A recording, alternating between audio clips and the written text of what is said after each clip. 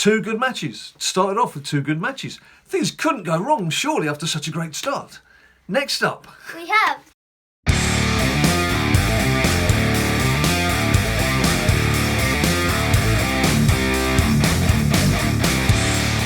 people, it's been and it's gone. WrestleMania 34 has happened, it's all over. But what did happen? And what's our opinion and how were our predictions? Well, firstly, thank you ever so much to all of you who took the time to give us your predictions on our last BLD Beatdown. And I'm just going to show you here on screen, you can see already a few of your names up in lights. Oh, interesting. Just as a thank you to all of you who took your time to list out your predictions. A lot of predictions were wrong. Some of you got a few things right. But what it does show is that wrestling, we all love it. The unpredictability of it. It's just a bit of fun, isn't it? Bit of fun. Now then, let's go through what happened on the big night. Some of you may not even know yet, in which case you either want to tune in to the WWE Network. Yeah, in which case, massive spoiler alert. Like literally for everything. You don't want to watch anymore. Yeah, because we're about to tell you everything that happened. And to start off with the pre-show, not bad from a prediction point of view. Didn't get the first one, didn't get Naomi. They should have really chosen someone to like push. I thought of an up-and-coming type of person, although I can see that Naomi deserves it because she's been around for some time. She's sort of, through injury, she missed out on a title shot before, and you know it's kind of about right that she won something. So I can see why. I can see why Naomi became the women's champ. Men. Won the Battle Royal. Well, the Battle Royal. We're talking Battle Royal. We are in royal mode. This is royal mode. The Queen. So, talking of royal mode, obviously, the men, Andre the Giant. Yeah, Andre the Giant's trophy. Now, this was quite an amusing one. It was amusing because when we did our predictions, apart from the fact that a complete lunatic won it, we both individually predicted Matt Hardy to win. And if you don't believe me, you can go back and have a look. And bearing in mind the vast field involved in the men's Battle Royale, the Andre the Giant Memorial Battle Royale, I'm surprised that one, we came up with the same name as a prediction, and two, we got it right. We actually got it right. So that was quite amusing and enjoyable. Hardy won with a bit of help from Bray Wyatt. A little bit of intervention. After coming out from the Lake of Reincarnation. Poor Bray Wyatt. The only way he can get onto WrestleMania is to like intervene on someone else's behalf. Then, of course, there was the cruiserweights, and I'm pleased to say my old mucker Cedric, as predicted, Cedric came in with a win. So that was the pre-show. That was it, done and dusted. Pre-show. So then we move into the main event, and first up we had now this was one of, if not the best match of the night, the Intercontinental Championship match. The Miz defending against Seth Rollins and Finn Balor. Now, hats off to WWE for starting with a really good setup, a really good match, and one of those matches where you've got good athletic and entertaining people involved, and it's one of those where I honestly didn't mind who won it. I've enjoyed Miz's turn as champ. I like the Architect. Big Finn Balor fans as well in this household, so it's one of those where we were in a kind of no-lose situation, apart from our actual predictions. And I can't remember who I predicted now. I think you said Balor, because I said Balor, we agreed. Yeah, I think we agreed on Finn Balor, and it was, of course, Seth Rollins who won eventually. Title change. We knew it was a title change. It was a good bout. It was a good match. Really good match, and a great way to start the evening's entertainment. Miz was, he did well. And I love Seth Rollins' entrance as the sort of Game of Thrones type entrance with the blue, cold eyes of the... Was it the Ice King? The Night King. The Night King. There you go. Ninja Boys knows all the characters' names out of just about everything that was ever written. That I've watched. So, that you've watched. So that was good fun. And as I say, it was a really good way to kick off the evening's entertainment. Next up was... the SmackDown Women's Championship match, Charlotte against Asuka. That has to be said. They put a good show on. Yeah. The two of them did well. It was actually quite a good match. And very entertaining for it sounds condescending to say for a ladies' match, but you know what I mean. The women's matches have, on the whole, disappointed over the last few years. This one didn't disappoint. It was a good setup. Yeah, a bit of blood. Bit of blood always does help, doesn't it? Yeah. Always helps to spill a bit of claret everywhere. Blow. And the big thing, of course, was people were generally expecting Asuka to complete her unbroken winning streak by becoming women's champion, and it didn't happen. God, you're desperate to say something, aren't you? Was the one that tapped out. Yeah. So the figure 8 from Charlotte. So Charlotte, one-handed figure 8. Charlotte retained. Yeah, it's a very bendy athletic thing to be doing in front of all those people. But yes, Charlotte retains the championship, and so that's 2 good matches. Started off with 2 good matches. Things couldn't go wrong, surely, after such a great start. Next up, we have the US title. Randy Orton defending against Bobby Roode, Rusev, and Jinder Mahal. Now, no surprise, I'm a Randy Orton fan. Well, we're both Randy Orton fans, but he's kind of, I'm a bit more old school, so he's like my favourite of the current crop. And I just had a feeling he wasn't gonna retain, because he's become a much more of a sort of stage for others to progress within the past year or so. And of course, who did it go to? Well, firstly, it was down to 2 people, because of course whoever could pin someone down, you could win by a pinfall or submission. So it was going to always be down to like 2 people, and the 2 people it was down to were Rusev and Jinder Mahal. The 2 that we didn't want to win. And I had a feeling it was going to be Rusev's day, but it wasn't. It wasn't. Jinder's back in action. Jinder Mahal has got a belt to himself again. So Randy Orton wins the titles, loses them to Mahal. Yeah, that's obviously going to be. Cleanly. It's going to be a thing that's going to continue, unlike my sentence, which was broken into several stages. Right, Ninja, I don't know why you've disappeared, because you need to tee us up for the next one, but still not a bad fight. It was just a disappointing result. But it wasn't a bad bout. The next was the mixed match, tag team match, Kurt Angle and Ronda Rousey against Triple H and Stephanie McMahon. No surprises here whatsoever. Yeah. I suppose the thing we were looking for was to see what kind of performance Ronda Rousey put in. And I think it's fair to say that she impressed most people with what she did, but then you would expect her to be able to make a good account of herself. Definitely did all right. Bearing in mind her background in MMA. Yeah, Stephanie McMahon. I mean, it was Stephanie's first actual fight at WrestleMania. She's appeared plenty of times ringside and what have you. Triple H ripped as ever. Yeah, Triple H kept himself fit.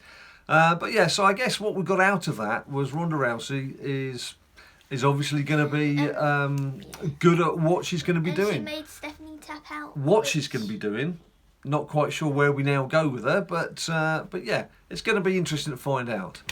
Ninja, next up. Next up is the SmackDown Live Tag Team Championship Triple Threat match. The Usos defending against the New Day and the Bludgeon Brothers. Now, again, I think, were we both united on our prediction here? Yeah. Yeah, we both said the same thing, that we thought the way that the Bludgeon Brothers had been built up and the way they'd been marmalising all opponents in the build-up to WrestleMania, and the fact that I'd mentioned previously, Harper's really chiselled himself down. He's been working out, and obviously for a reason. And that reason is they are now the champions. They absolutely destroyed the opposition, but continued the theme of it was entertaining, wasn't it? Yeah. It was good. So we've actually had a very solid first half of WrestleMania 34. So again, surely this is just going to be it. It's fantastic. We're loving it so far. Loving it. Next up. Well, next up, this is where it got a little bit different. So suddenly, a little bit different. John Cena comes out to the ring, Mm. and then the lights go out, and it's Elias. Cena gets angry, AA's Elias. Then when he gets to the top of the ramp, the lights go out again. Taker's close up here at the rig. Then strike a lightning, lights go out. They're gone. Lights go out again, and here comes the Undertaker. Now then, what are your thoughts on the fact that it was actually Undertaker who's come back? What did you think? You're happy with that? Yeah. And what That's about, like the best thing possible. out of all the possibilities it could have been? That was and the best what did possibility. you think of the actual match itself? Well, obviously they had to make it shorter because that was just an extra thing in the whole show. Yeah. But Taker just showed he could still do it, beat up Cena, and for once it was only one tombstone. Yeah. 1, 2, 3.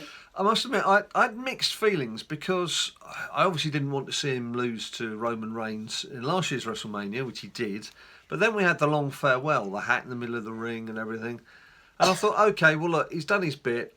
Certainly physically, he's looked fit, but he's struggling in certain areas. And a lot of those things that Taker did, although he's not the fastest moving beast in the world, there's a lot of strength to do many of his moves, and of course balance as well. Walking across the top rope, and I just felt that we perhaps should have seen the end of Taker, and it could have been one of the other characters, like old Badass himself.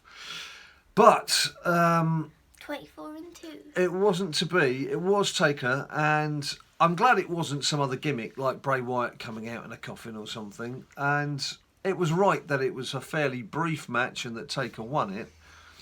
I'm just not quite sure why it was needed. I'm not quite sure why we've done that. Are we now going to see Taker and Cena for another year?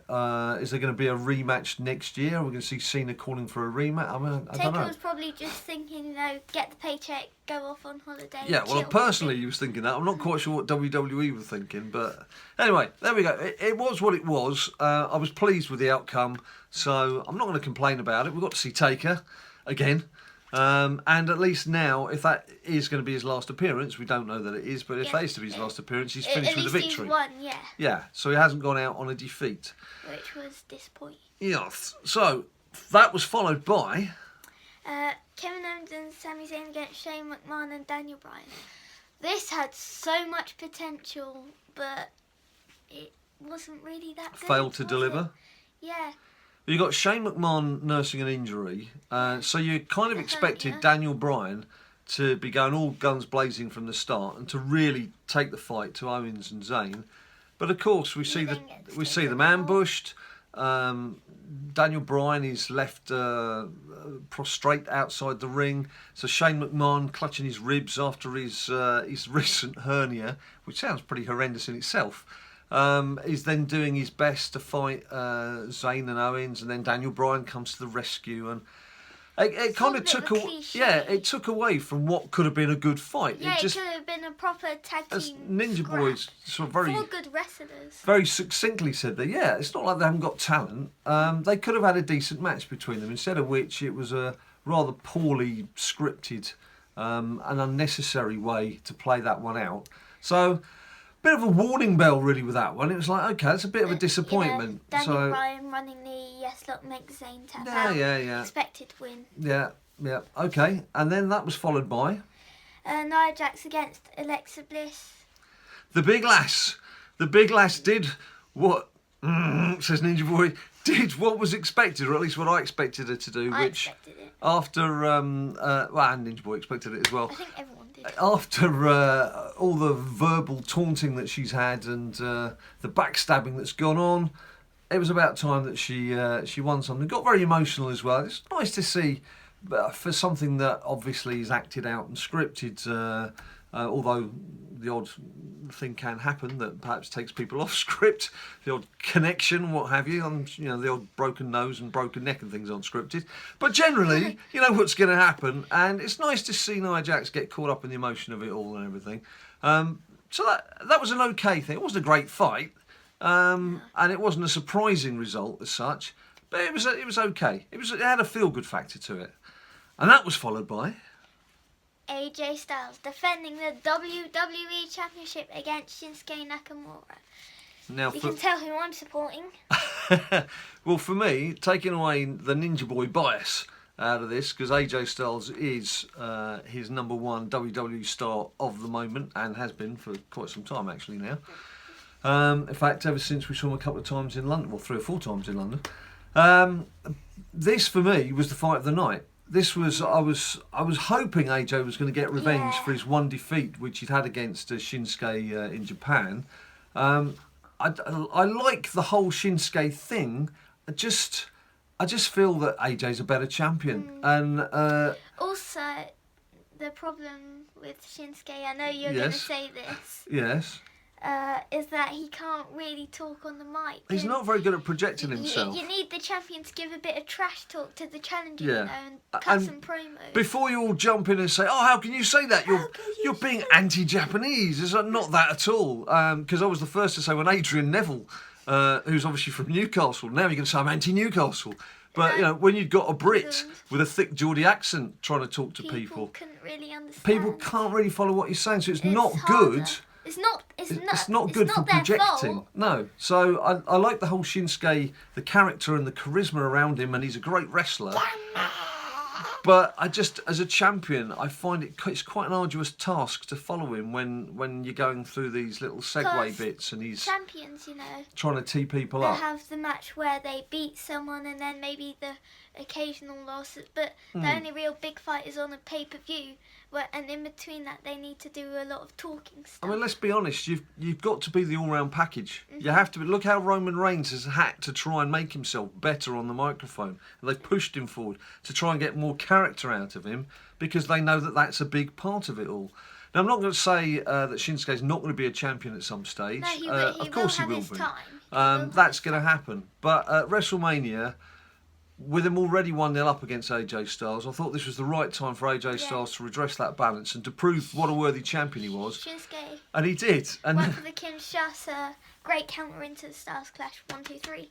And then, of course, we go through this bizarre thing where they'd obviously told Shinsuke he was going to become a heel, but then he thought that meant literally, because he tried to heel AJ Styles kept kicking him. out of the ring and then was healing him while he was outside. So no, Shinsuke, that's too literal. The worst heel turn ever, in my opinion. Yeah, it was a bit pathetic. It was like he was kicking an old paper The bag thing or is, though, something. we kind of guessed that it was going to happen when they started, you know, like being all friendly. All the because handshaking. Charlotte and Asuka had done it earlier with nothing going wrong, so this one had to go wrong. Yeah.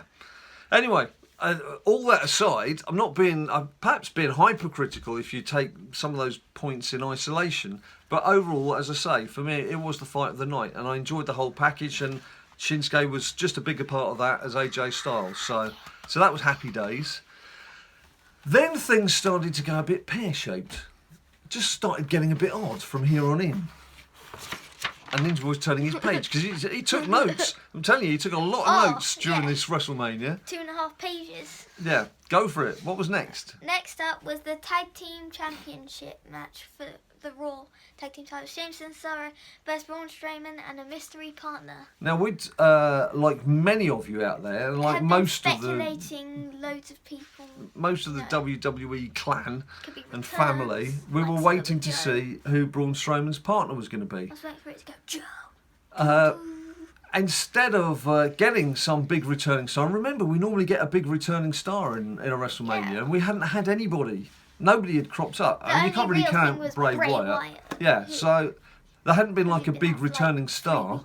We thought, okay, this is it. This is the moment Here we where go, this is the moment. where our minds Come are going to on, be Samoa blown Joe. by this. Samoa Joe. And you end up with a kid called Nicholas who turns out to be the son of a referee, a WWE John referee, Cone. being dramatically plucked from the crowd. I mean, where are we going with that? What's that all about?